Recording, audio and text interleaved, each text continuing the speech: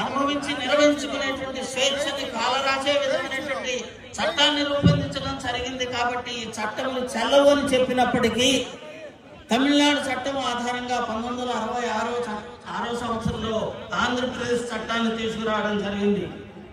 హిందువుల యొక్క హక్కులను కాలరేస్తున్నవి అనేటువంటి జడ్జిమెంట్లని సుప్రీంకోర్టు యొక్క జడ్జిమెంట్లను ధిక్కరించినటువంటి చట్టములుగా ఈ చట్టాలను రూపొందించారు.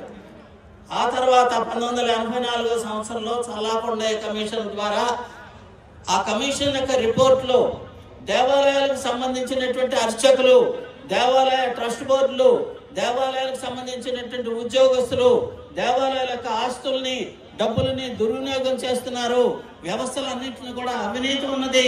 కాబట్టి ఈ అవినీతిని రూపుమాపడం కోసం చెప్పి మేము ఈ కమిషన్ రికమెండేషన్ చేస్తున్నాము అని చెప్పి రూపొందించినటువంటి 19 ఆంధ్రప్రదేశ్ చట్టం ఏదైతే ఉందో ఆ చట్టం ఏర్పడి ఇప్పటికి దాదాపు